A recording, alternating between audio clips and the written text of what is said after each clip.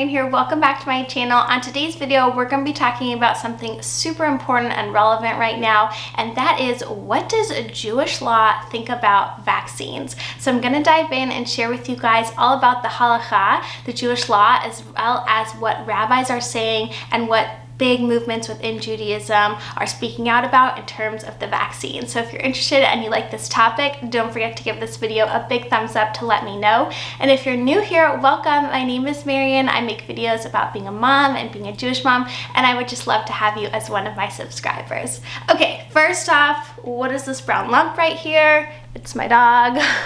My dogs are always sneaking into my videos, and if you want to see more of them in my day-to-day life, don't forget to follow me on Instagram. They're all over it. Okay, so let's jump in. What does Jewish law and Judaism say about the topic of vaccines? Kosher or not kosher?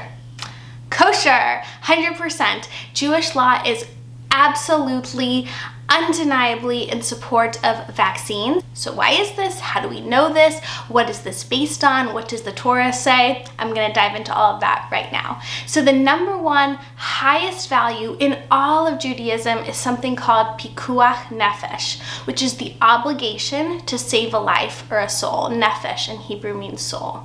So when we're trying to decide what we should do, when we're faced with a moral dilemma or any choice, and someone's life is at stake, the choice, the answer must always be to save that life. And that means that we could even break the most holy laws, like the law of the Sabbath.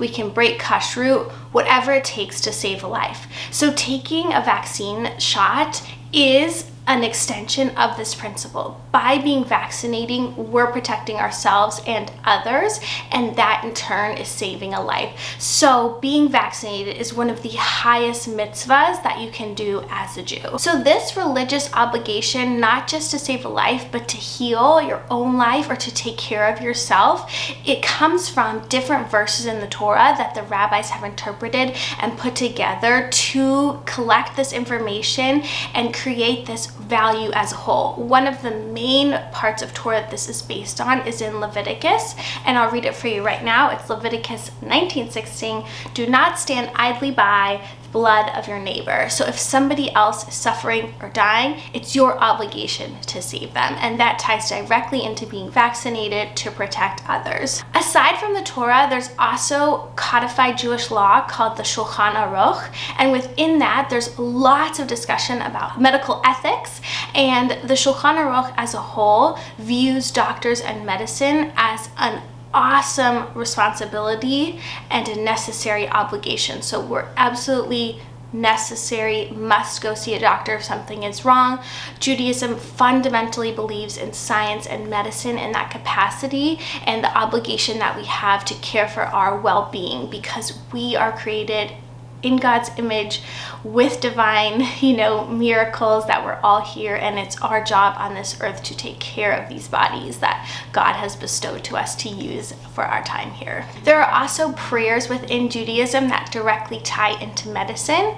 There's the Misha Berach prayer, which you'll hear in the synagogue all the time. You'll also hear things said like we pray for the skill of the physician. So although we pray to God to heal us, we also pray for doctors, for the advancement of medicine, and for God to enable those doctors to have the skills to develop the vaccines, the medicines, the technology that we need. And rabbis today are always adding new prayers. So there's prayers being written for things like wearing a mask, having a vaccine, healing from the virus. So although those prayers aren't part of like the established canon of a synagogue, of a prayer service, rabbis are allowed to create new prayers, to add to the rituals, to add to the prayer. And of course, anyone is invited to say their own prayers whenever they want and to ask God for whatever they need. So this ties into it as well, that as things in the world change, as technology evolves, and as things happen, we create new prayers and new requests of God all the time. Another thing that just ties into the historical aspect of this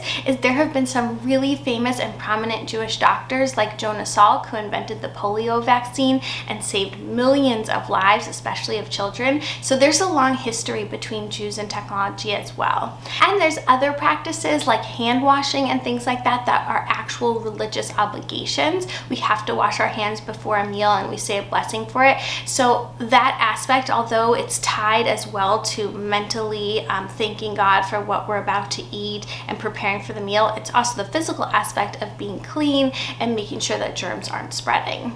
And finally, the way we know that Jewish law is in support of vaccines is that the core movements of Judaism, Reform, Conservative, Orthodox, Reconstructionists, have come out and said each of these branches of Judaism have like meetings, I guess I'll put it, where they collect their thoughts on Jewish laws and ethics, and they have come out and said that it's absolutely imperative for all Jewish people to get the vaccine. The conservative movement also has written about it extensively. That's the movement I'm part of, so I'm more knowledgeable about what they have said.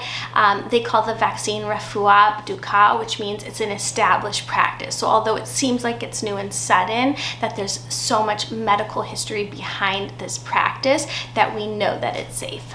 So that is Jewish law behind vaccines. I hope you guys found this video interesting. I hope I'm able to leave the comments on and talk about it with you guys. If not, then definitely DM me on Instagram at least so I can chat with you guys. I'll post there about it as well. Thank you so much for watching, and I'll see you in the next one. Bye!